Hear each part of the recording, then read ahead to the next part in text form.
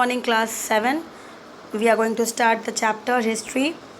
Chapter 2 we have started, and we have already done the last topic. We have done tripartite struggles from Kanauj, then rise of Rajput administrations North India, then we have done the Palas, Rashtrakutas. So new king and kingdoms we have already done. So we have already completed these topics. Now we are moving ahead. So just recalling that the rise of new kingdoms, Pratiharas, then Pratiharas, Palas, Rashtrakutas we have discussed. Then administration in North India we have also discussed. Samanta, which was being called landlord, जो king को support करता था, अपने soldiers देते थे, in need उनको कुछ payment देना पड़ता था. फिर साथ में सम ऑफिसर्स होते थे जो किंग को हेल्प करते थे, फॉरेन मिनिस्टर्स, गवर्नमेंट डिपार्टमेंट को, store inspector of fort inspector, revenue ministers. इसी तरह से फिर उन्होंने किंगडम्स को भी डिवाइड किया था भुक्तीज में. इसको उन्होंने स्टेट का नाम दिया. फिर इसको स्टेट को डिवाइड किया इंटू विशयाज, दैट इज डिस्ट्रिक्ट, और हर डिस्ट्रिक्ट और हर भुक्तीज में एक गवर्नर को असाइन किया गया था कि गवर्नर्स जो है उस स्टेट को देखेंगे. और विशयास को जो थे वो विषयपति को अपॉइंट किया गया, जो स्मॉलेस्ट यूनिट कहा जाता था. फिर उसके बाद ग्राम में देखने के लिए ग्रामापति को अपॉइंट किया गया था. तो अब हम शुरू करेंगे. आज हम सोसाइटी से शुरू करेंगे.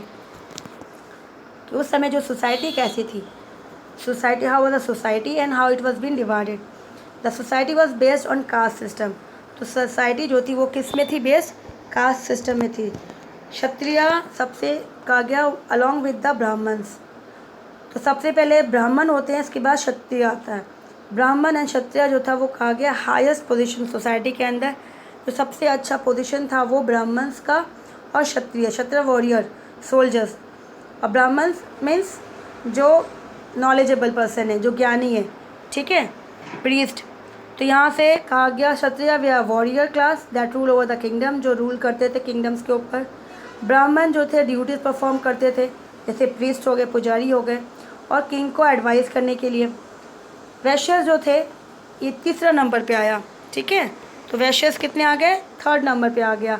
ये कौन थे, ये थर्ड नंबर, ये ट्रेडर्स थे, मर्चेंट्स हैं, जो अपनी इम्पोर्टेंट रोल क्या था, वो बिजनेस करते थे, बिजनेसमैन. फिर फोर्थ हो गया शूद्रा. तो फोर्थ नंबर आया शूद्रा. तो शूद्रा क्या करते थे, they perform all menial job, मतलब जो जॉब्स कोई नहीं करना चाहता था वो करते थे. जैसे सोच लो स्वीपिंग करना, डस्टिंग करना, क्लीनिंग करना, रोड क्लीन करना, गटर क्लीन करना. इस तरह से ये काम इनसे करवाया जाता था. तो इसी तरह से ये चार कास्ट जो थी इंडियन सोसाइटी में थी. वापस से रिपीट करूँ, first Brahmin, second Kshatriya, third Vaishyas and fourth is Shudra, ठीक है. तो वैदिक एरा में इस तरह से इसे फोर कास्ट को डिवाइड किया गया था, फोर बेस पे. फिर आता है कि जो थे Al Biruni mention his rigid caste system in his Tarikh Hind. Al Biruni was a foreign traveller जो इंडिया में आए थे, और उन्होंने किताब लिखी थी तहकीक हिंद, इन्वेस्टिगेशंस. मतलब उन्होंने पूरी स्टडी की थी, इंडियन कास्ट सिस्टम्स को देखा. पूरा देखने के बाद उसको किस तरह से परफॉर्म होती है, इस तरह से उन्होंने एक बुक लिखी. तो अल बिरूनी ने कौन सी बुक लिखी, तहकीक हिंद. तो Al Biruni was make a mention of a new group. उन्होंने एक नया ग्रुप को भी मेंशन किया था अपनी बुक में.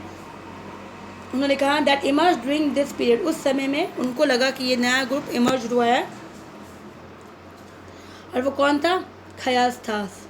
वो परफॉर्म क्लरिकल वर्क, मतलब जो work and mostly work book keeper, जो किताबों से डील करना, कुछ उसके बारे में लिखना. तो इस तरह से क्लरिकल वर्क जो हो रहा था, जो ये कर रहे थे, इसी तरह से उन्होंने एक और कास्ट का नाम दिया अपने बुक में. वो था खयस्तास, जो क्लरिकल वर्क कर रहा था, बुक कीपर्स था, बुक को संभालना जो भी था. The position of women's decline. उन्होंने इतना भी लिखा कि जो वुमेंस की पोजीशन थी इस समय में वो अच्छी नहीं थी. Sati system was there and child marriage was practice. Sati system भी थी और चाइल्ड मैरिज भी था, जो ईवल माना जाता था. आज हम लोग बोलते ये होना नहीं चाहिए, लेकिन उस समय ये था. फिर आता है इकोनॉमिक. इकोनॉमिक स्थिति कैसी थी वहाँ की? The two main occupations way agriculture and trade. तो वहाँ पे लोग जो बिज़नेस, हमने देखा ऑक्यूपेशन बिज़नेस कर रहे थे, तो वो क्या काम कर रहे थे, किस तरह से ऑक्यूपेशन क्या था? वो बार्बर था, कॉबलर था, मर्चेंट था, क्या था? इस तरह से ऑक्यूपेशंस एंड एग्रीकल्चर्स। या फिर ट्रेड, तो ट्रेड इसमें डाल ही दिया अलग से कि व्यापार जो कर रहे थे। तो the regional kingdom of this period had trade. तो द रीजनल जो था, किंगडम जो राज्य था उस समय का, सबसे ज़्यादा जो बिज़नेस करते थे वो था ट्रेड बिज़नेस था। लोग जो थे एक जगह से दूसरी जगह, मतलब एक कंट्री से दूसरी कंट्री। साउथ ईस्ट एशिया उस समय में, एंशियन इंडिया में मान लो, south east Asia, China, Mediterranean sea, western world तक हमारे सामान, और वहाँ से लोग इंडिया आते थे और यहाँ से लोग इंडिया से वहाँ जाते थे। और क्या चीज़ बेचते थे वहाँ पर? स्पाइसेस, मसाले, स्टोन्स, टेक्सटाइल्स, कपड़े। Horses they regularly imported to the Indian subcontinent. Horses India का तो था नहीं, इसलिए वो हमेशा बाहर से मंगाया जाता था, इम्पोर्ट करना पड़ता था। Trade guild. अब ये ट्रेड गिल्ड, जैसे ट्रेड आज हमारे यहाँ पे ट्रेड कोई नया बिजनेसमैन एंटर नहीं कर सकता, there was some rules and regulations. तो उस समय भी वहाँ पे जो ट्रेडर्स थे उन्होंने भी ट्रेड गिल्ड बना के रखा था, या फिर श्रीन के नाम से बोलते थे, जो रूल्स एंड रेगुलेशंस फॉलो करते थे कि जो भी कुछ नया रूल मर्चेंट आता है उसको फॉलो करना है, प्राइजेस कितनी रखनी चाहिए, हाई लो, इस तरह से वो इसको फॉलो करते थे। तो guild has an important position in the city administration as well, और ये सिटी एडमिनिस्ट्रेशन के अंदर भी था। फिर बाद में आता है उसी समय, उसी एरा में टर्किश इन्वेशंस, मतलब फॉरेन इन्वेडर, इंडिया में बाहर से लोग इन्वेड के, घुसपैठ, आक्रमण। इन्वेशन मतलब राज्य को बढ़ाना, वो अपने राज्य को बढ़ा के अपने आगे तक, क्योंकि तब ये कल्चर था। तो after the death of Harshavardhana there was a period of political unrest, क्योंकि हर्षवर्धन के बाद कोई अच्छा रूलर था ही नहीं जो अपने देश को कंट्रोल कर सके और संभाल के रख सके, कि बाहर वाले को एंटर न दे। तो large number of small kingdom जो थे वो अपने आप को राजा डिक्लेयर कर दिया और रूल करने लगे। The Turkish started showing interest in the Indian सब कॉन्टिनेंट अराउंड 11th सेंचुरी। तो इसी का फ़ायदा उठाया टर्किश ने, जब देखा कि अरे इस तरह से ये लोग छोटे छोटे रूलर्स अगर अपने आप को रूल करना चाहते इतने बड़े एरिया में, तो फिर हम क्यों नहीं। और इसी तरह से उन्होंने इंडिया में एंटर करना शुरू किया। उन्हीं में से महमूद ऑफ गजनी थे। Had heard about Indians wealth, कि इंडिया की खजाना और इंडिया के पैसे के बारे में वर्ल्ड में मोस्टली सभी ने सुना था। तो उन्होंने भी डिसाइड किया कि वो इंडिया को इन्वेड करेंगे, अपने कब्ज़ा में करेंगे और उस पर रूल करेंगे। और इन्होंने क्या किया, बिटवीन 101 to 127 सी, तो देख लो कितना हो गया, 26। Mahmud raided India 17 times. इस बीच, इस दौरान उसने इंडिया को कितनी बार लूटा? 17 टाइम्स। और इन्होंने कौन कौन सी एरिया को कंकर किया? मुल्तान, पेशवर, कांगड़ा, थानेश्वर, कनौज, मथुरा, ग्वालियर, सोमनाथ, कश्मीर एंड पंजाब। और ये पता है आपको, ये सारा एरिया मोस्टली इन्होंने इस एरिया को क्यों चूज़ किया? क्योंकि इस एरिया में जितने सारे मंदिर है सारे फेमस है, और ये सभी इस पहले के लोग में क्या करते थे, वो पैसे जो थे मोस्टली वो मंदिरों में रखते थे, और मूर्ति भी थी तब गोल्ड की होती थी। तो इसी समय इस तरह से उन्होंने इसमें रूल इन्वेड किया था। उनका मेन मकसद था यहाँ से खजाना लेके जाना, पैसा लेके जाना, ना कि यहाँ के लोगों के ऊपर रूल करना या फिर यहाँ पे राज्य बनाना। And he is known to have decorated his own palace, mosque and other building with the lot he got from India. और इन्होंने जितना सारा पैसा यहाँ से लूटा वो जाके अपने राजमहल बनाए, और कहा जाता है उनकी पैलेस जो है बहुत अच्छी बड़ी, और इतना सब कुछ किया, लेकिन वो पैसे कहाँ से लेके गए? इंडिया से। Many scholars who were a part of Mahmud's court wrote about India।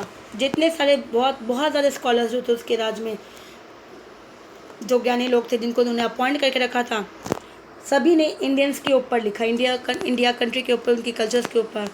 उन्हीं में से एक था अल बिरूनी, जिन्होंने उन्होंने लिखा था तहरीक हिंद, वाइल फिरदौसी ने भी लिखा था Shahnama, which was Mahmud of Ghazni's biography.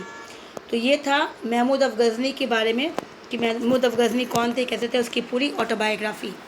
तो इसी तरह से टर्किश इन्वेशंस इंडिया के अंदर आए, और महमूद अफगज़ ने इंडिया को 17 टाइम्स लूट किया। फिर आता है महमूद सक्सेसर जो भी थे, इनके बाद जो आए, उन्होंने क्या दिखाया, shows no interest in India.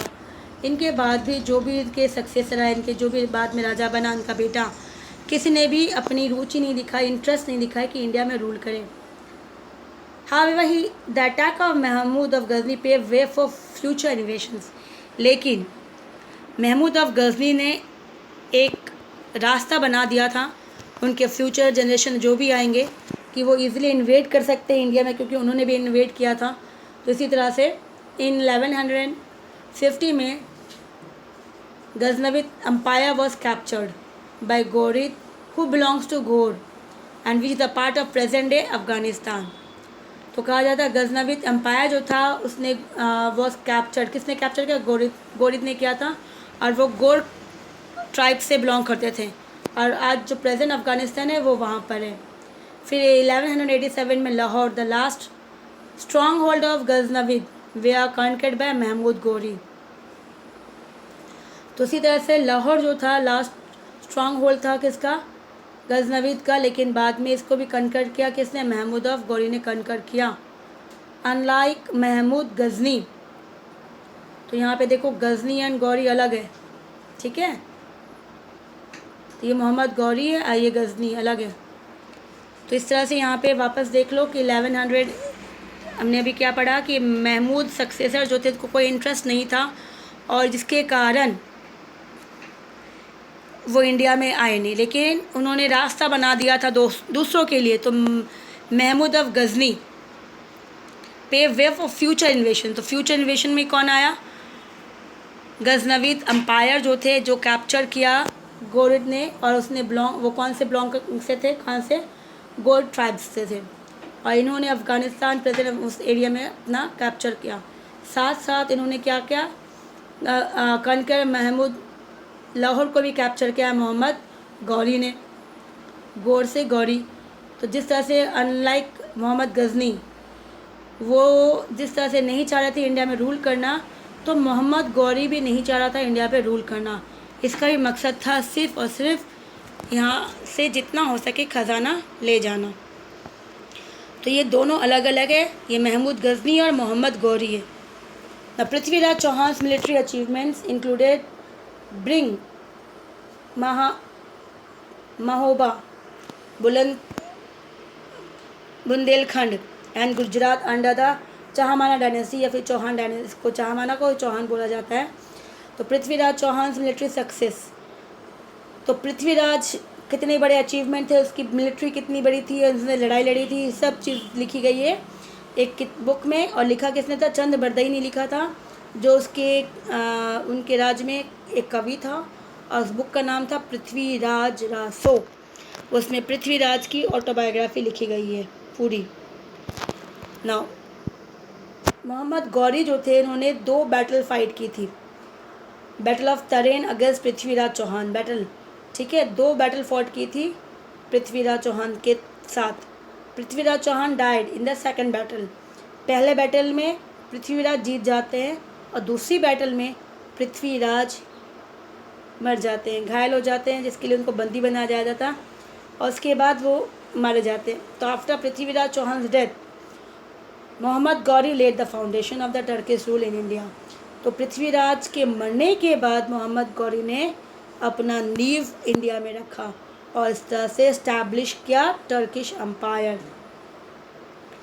तो Mohammad Ghori decided to leave India and left the country, लेकिन ये इस्टेब्लिश तो कर दिया, लेकिन उन्होंने रूल नहीं किया। इन्होंने क्या किया, जो भी एरिया था इनका, इन्होंने क्या किया, किसको दे दिया, उसके जो गुलाम थे, क्योंकि पहले जो है था स्लेव सिस्टम होता था, गुलाम को रखते थे। तो इनका जो बहुत ज़्यादा करीबी और जो बहुत ज़्यादा कहा जाता था क्लोज था, जो सबसे ज़्यादा क्लोज और कैपेबल था, गौरी ने उसे पूरा का पूरा एरिया जो उन्होंने कब्ज़ा किया था और उन्होंने बड़ा एरिया को कनकर किया था, वो पूरा अपने स्लेव को सौंप दिया और वो वापस चले गए। तो इसी तरह से यहाँ पर दिल्ली सल्तनत का, that was the Turkish empire का शुरुआत होता है, स्लेव डायनेस्टी, जिसको दिल्ली सल्तनत के नाम से हम जानते हैं, ठीक है। तो इसी तरह से ये दिल्ली सल्तनत जो है शुरुआत हुई। फिर आता है वापस यहाँ पे वापस इंडिया डाल दिया गया है। तो वो था तो इन्वेडर जो बाहर से आए थे। अब वापस हम देखेंगे चोला, जो इंडियंस के खुद के रूलर्स थे जो साउथ में। तो Chola one of the most powerful kingdom that spread across. तो इन्होंने अपना राज्य जो था साउथ इंडिया में मोस्टली कहाँ था, तमिलनाडु, पार्ट ऑफ कर्नाटका, करिकला कहा जाता है। तो तमिलनाडु एंड कर्नाटका, और उसमें से करिकला जो था फेमस चोला रूलर था। सबसे ज़्यादा फेमस जो था चोला डायनेस्टी में वो करिकला था। इसके अंडर में जब इन्होंने रूल किया, कहा जाता है चोला अम्पायर बिकम वेरी पावरफुल। लेकिन आफ्टर करिकला के बाद चोला अम्पायर जो था धीरे धीरे फीका होने लगा, फेडेड इनटू ओब्लिवियंस, क्योंकि अलग अलग जो आए जितना पावरफुल ये थे उतने इसके बाद कोई नहीं आया। तो इसी तरह से however the Chola started becoming powerful under Vijayalaya. लेकिन बाद में जब विजयाला आया, डिसेंडेंट मतलब इसके जो थे सक्सेसर के बाद राजा के उनके पुत्र जो भी चेंज होते गए, तो दूसरा जब चोला डायनेस्टी में विजयाला का जन्म हुआ तो ये वापस से अपनी जो ग्लोरी थी अपने पूर्वज की वापस लेके आए। और इन्होंने विजयाला ने तंजौर को अपना कैपिटल बनाया और इन्होंने रूल किया 1870 तक। Although Vijayala consolidated the Chola Empire, it was during the rule of Raja first and his son Rajendra first that the Chola Empire became powerful. तो विजयाला ने शुरुआत तो की, क्योंकि इसके पहले हमने देखा किसने किया, करिकला। लेकिन करिकला के बाद चोला का जो था नाम था उतना नहीं हुआ, तो नाम किसने किया, नाम किया विजयाला ने। तो विजयाला ने जो नाम किया, लेकिन इस नाम को और ज़्यादा पॉपुलर किसने किया, इन्हीं राज्य में विजयालय के जो पूर्व मतलब उनके वंशज जो आए, Raja Rajeshwar first and Rajendra first, क्योंकि ये दोनों ही बहुत पावरफुल और बहुत ही फेमस रूलर बने चोला डायनेस्टी के। तो इनके बारे में थोड़ा पढ़ते हैं। नाउ थोड़ा ज़्यादा हो जाएगा, इसको रहने देते हैं, ये नेक्स्ट टॉपिक में करेंगे हम लोग। ठीक है, जितना हमने पढ़ाया है उसको एक बार आप उसको रीड आउट कर लो, समझो, कोशिश करो बार बार देखने की। अगर नहीं होता तो फिर कांटेक्ट या फिर SMS करके कुछ भी, मैं व्हाट्सएप के थ्रू। लेकिन जहाँ तक हो सके मुझे लगता है कि मैंने कोशिश तो की आपको समझाने की। ठीक है, प्रॉब्लम हो तो व्हाट्सएप में पूछ सकते हो। Till then take care.